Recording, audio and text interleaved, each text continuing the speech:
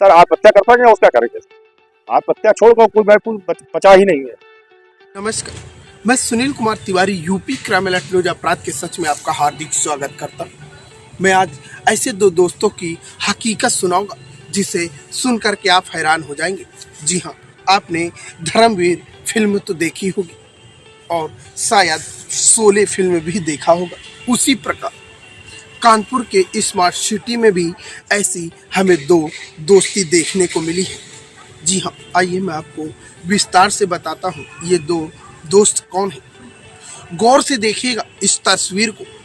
ये दो दोस्त वही हैं जो एक साथ चले हैं, एक साथ एक ही थाली में खाए हैं और एक साथ एक ही बिस्तर पे सोए हैं। 2018 के बाद ऐसा क्या हुआ कि दोनों लोग सांप और नेवले की तरह दुश्मनी पर उतारू हो गए हैं। एक समय था कि दोनों के बीच अच्छी खासी गहरी दोस्ती थी और एक आज समय है कि दोनों एक दूसरे को देखना भी पसंद नहीं करते हैं। आखिर ऐसा क्यों? ये वही दोस्त एक समय था कि राजीव दीक्षित होमगार्ड ट्रैफिक पद में तैनात थे और जो इनके दोस्त हैं रिसु यादव फुटवियर की दुकान में अपना स्वयं की दुकान कर रखी थी। रिसु साहब अच्छी उन्नति करते करते आज वो एडवोकेट की पढ़ाई कर ली है और जब एडवोकेट की पढ़ाई कर ली है तो आज सूबे के मुख्य योगी आदित्यनाथ के हाईटेक शासन प्रशासन के ट्रैफिक होमगार्ड के जो एक समय था कि वो उनके दोस्त थे और वो आज उनके लिए जी का काल बन गए हैं। जी हाँ, आपने कहानी नहीं है, यह एक हकीकत है। आज ये दोनों दोस्त इस प्रकार से एक दूसरे के दुश्मन हो गए हैं जिस प्रकार से सांप और नेवले। फिर दोनों में इतनी घमा चौकड़ी मची कि सूबे के मुख्य योगी आदित्यनाथ के हाईटेक शासन प्रशासन के नए आगंतुक पुलिस कमिश्नर साहब के पास पहुंचे। क्या साहब के पास इन दोनों दोस्तों का क्या परिणाम निकल पाएगा? दोनों दोस्त साहब से लगातार चीख चीख करके कह रहे हैं कि होमगार्ड राजीव दीक्षित चौराहे पर लगातार वसूली का काम करते हैं। वही दूसरी ओर गंभीर आरोप लगाए हैं राजीव दीक्षित अपने दोस्त रिसु यादव पर कि 2018 में मेरी बेटी के साथ रिसु के दोस्त ने गलत हरकत की थी जिसका मैंने पास्को एक्ट भी लगाया है।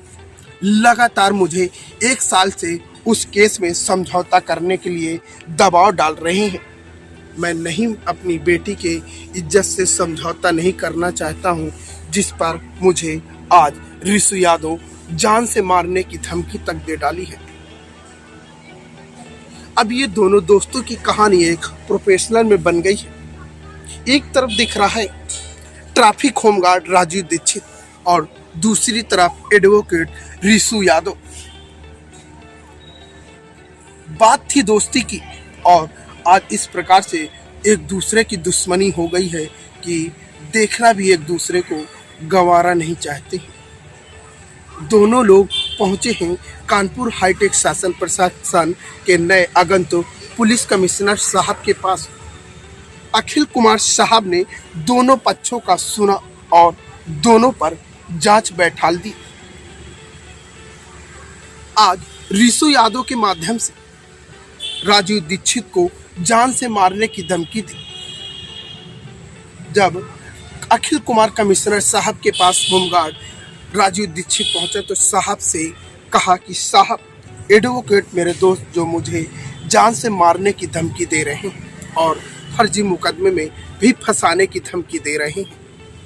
यदि मुझे न्याय नहीं मिला तो मैं अपने परिवार के साथ बच्चों को और मैं स्वयं आत्महत्या कर लूँगा, क्योंकि उसके बाद मेरे पास कोई भी साधन नहीं बचा है। आपने देखा है, गौर से देखिएगा, ये वही तो तस्वीर है जो एक समय दोनों एक दोस्त अच्छे एक दूसरे के साथ निभाते थे और आज वो समय हो गया है कि जिस प्रकार से सांप और नेवले की लड़ाई है। मैं ये कोई आपको कहानी नहीं सुना रहा हूँ, यह हकीकत सुना रहा हूँ। आइए मैं आपको दोनों दोस्तों की जुबानी सुनाऊंगा कि एक दूसरे पर कितना गंभीर आरोप लगाया है। ये केवल क्या आरोप लगे हैं या फिर इन आरोप में कोई सत्यता है। एडवोकेट साहब पहले कमिश्नर साहब के पास पहुंचे, फिर वहां से न्याय की गुहार लगाई है। जब इस बात की जानकारी दूसरे दोस्त को हुई तो वो भी आनन फानन कमिश्नर साहब के पास पहुंचे और उन्होंने भी अपनी न्याय की गुहार लगाई है। ऐसा गहरी दोस्ती में ऐसी कौन सी दीवार आ गई थी कि दोनों में आपस में ही सांप और नेवले की तरह लड़ गए। आखिर दोनों दोस्त क्यों एक दूसरे के खून के प्यासे हैं? क्या इनकी दोस्ती में वापस उसी प्रकार बन पाएगा या फिर इनका ऐसे ही सांप और नेवले की तरह लड़ते रहेंगे? नाम है आपका? राजीव दीक्षित मेरा नाम है। मैं ट्रैफिक होमगार्ड में नौकरी करता हूँ और मेरे ऊपर मेरे दोस्त के पीछे फर्जी मुकदमे फंसाने की बार बार धमकी दी जा रही है। उस धमकियों से काफ़ी मैं परेशान होकर आत्महत्या करने के निश्चित हो जा रहा हूँ। और वो मेरे जो एडवोकेट दोस्त थे रेसू यादव, वो हमारे 2015 से दोस्ती थी 2020 तक। उसके साक्ष्य और उसकी फोटो आप ये देख सकते हैं। ये रेसू यादव मैं एक साथ बैठा हुआ हूँ और भी फोटो सर ये है। रेसू यादव हमारे साथ कई फोटो है। ये आज वकालत 2020 के बाद आज 2023। हाँ सर, और भी फोटो है सर। ये और भी फोटो सर ये देखिए, देख सकते हैं सर।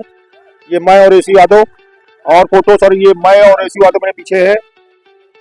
और सर एक फोटो सर मैं आपको दिखाता हूँ। ये बिटिया ये रेसू यादव की बुलेट में मेरी बैठी है, जो मामा रेसू यादव को कहती थी। सर वो रेसू यादव के नाम की बुलेट है और प्रेजेंट टाइम भी हमारे घर के नीचे। समस्या क्या हुआ सर? समस्या ये है कि हमने रेसू यादव के एक दोस्त थे ऋषि यादव, उनके ऊपर सर एक पास्को एक्ट का 2020 में मुकदमा लिखवाया था। उस मुकदमे में सर अब वो लोग पैसा डाल रहे कंप्रोमाइज का। मैं उनसे कंप्रोमाइज नहीं करना चाहता हूँ सर। वो बेटी के साथ इन्होंने, ऋषि यादव ने बेटी के साथ हाथ पकड़ लिया था और बेटी से बदतमीजी की थी, तो उसके लिए पास्को एक्ट का मुकदमा लिखा गया था। वो मुकदमा बिदनू थाने से 2020 में लिखा गया था। परेशान कर जा रहा है, कंप्रोमाइज कर लीजिए, कंप्रोमाइज कर लीजिए। मैं कंप्रोमाइज नहीं कर रहा हूँ। इसलिए उन्होंने फर्जी एप्लीकेशन लगाई 25 जनवरी 2023 को।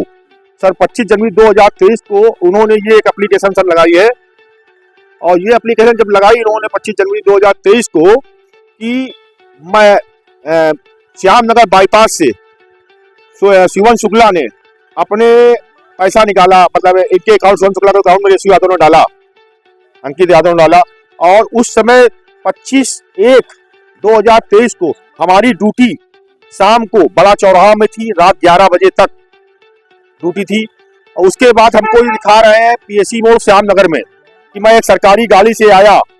तो सरकारी गाड़ी जो बता रहे हैं वो गाड़ी की जो फुटेज है वो हमारे घर के नीचे की है। वो दरोगा जी गाड़ी थी, मैं उसको किनारे कर रहा था। उस फुटेज को आप गौर से देखिए, घर के नीचे, मेरे घर के नीचे की गाड़ी है। और वो फर्जी फंसाने बार बार ये धमकी दे रहे हैं आए दिन। एक बार इन्होंने यही एप्लीकेशन जो आज इन्होंने लगाई है, ये एप्लीकेशन इन्होंने हमको धमकी दी थी 27 तारीख को। सर उसका हम आपको ये दिखा देते हैं। ये देखिए, सिर्फ फोन में जूम करके आप देखिएगा सर। 27 तारीख को दिखाया था, इसमें डेट पड़ी है व्हाट्सएप पे क्या था। और उन्होंने कहा था इससे, इस एप्लीकेशन से इन्होंने हमसे 50,000 रुपए की ले लिया। और 50,000 रुपए जिसमें कि 35,000 रुपया मैंने एक वहां पर नाव की दुकान थी, रेसू यादव ने उस नाव की दुकान में 35,000 रुपए अकाउंट में डलाया। उसकी भी मेरे पास रिकॉर्ड है। ये रेसू यादव आपसे वसूली कर रहे हैं, टोटल वसूली कर रहे हैं सर। और ये मकान नंबर 80, इनका मकान नंबर 2000 मकान नंबर 47 है और मकान नंबर 80 मेरा है। और अमित यादव एक एडवोकेट है, उनका मकान वो भी सदरी रोड में न्यूआजाद नगर में रहते हैं। और आगे एक शिवन शुक्ला मकान नंबर 24। हम लोग चारों क्षेत्रीय व्यक्ति थे। आज वो अपने बोल रहे हैं कि ये राजीव दीक्षित होमगार्ड नहीं था, दरोगा था, फलाना था। सर वो हमारे बचपने के दोस्त थे। वो नहीं जानते थे कि राजीव दीक्षित क्या है, क्या नहीं करता है। वो हर कहानी से मतलब बता छुड़ा के। ये देखिए, हमने मुकदमा जो बिदनू में लगाया था पास्को एक्ट का, ये आप देख सकते हैं सर। ये उस मुकदमे के हिसाब से कंप्रोमाइज का इतना पैसा डाला जा रहा है, इतना पैसा डाला जा रहा है कि मुझे आए दिन पीड़ित किया जा रहा है। और कल जागरण में इन्होंने फिर निकवाला है कि राजीव दीक्षित हवालात में है, राजीव दीक्षित हवालात में है। वो जेल चले गए, ये है वो। मुझे काफी जोर से रिश्तेदारों का दबाव आ रहा, अपने साला कहाँ हो बेटा, क्या हो। और अत है मेरे लड़कों का, बिटिया का निकलना दुश्वार कर रखा है इन लोगों ने वहां पर। अब वो उनका क्यों, क्या मांग रहे हैं आप, क्या क्यों क्या मांग रहे हैं? कंप्रोमाइज की सर में बात कर रहे हैं। पासपोर्ट में कंप्रोज का माइज अगर आप नहीं कर रहे तो आप वो क्या कर रहे हैं? मतलब हमको जेल भिजवाने की धमकी दे रहे हैं सर। आप इस कारण से हमने ये जांच, शिवा मैडम, ट्रैफिक में शिवा मैडम आईपीएस थी, वो जांच कर रही हैं। जांच में सारे वो दिए, वीट दिए, अपने साक्ष्य दिए, पेश किए। मैडम ने कोई गिरफ्तारी नहीं की। मैडम ने सपोर्ट देखा, को सच्चाई में कहा जांच होगी, जो दोषी पाएगा वो जेल जाएगा। और आज मैं सीपी के साहब गया, एक एप्लीकेशन फिर दी आज।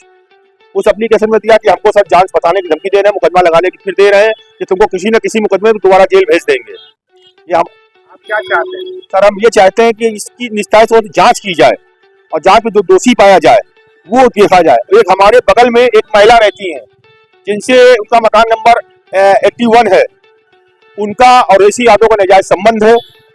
वो महिला हमारे ऊपर आरोप लगा रही है, उसके खिलाफ वो हमसे, उनके आरोप से हमको फंसाना चाहती है। आप समझौते के लिए कह रहे हैं तो क्या कह रहे हैं? मैं सर समझौता नहीं करना चाहता हूँ अपनी बेटी की। सर समझौता मैं क्यों कर लूँ, बेटी समझौता मैं क्यों कर लूँ। वो हमसे कहते हैं पैसे ले लो, 5 लाख रुपए ले लो, समझौता कर लो, 10 लाख रुपए समझौता कर लो। मैं समझौता सर बेटी के लिए नहीं करना चाहता हूँ।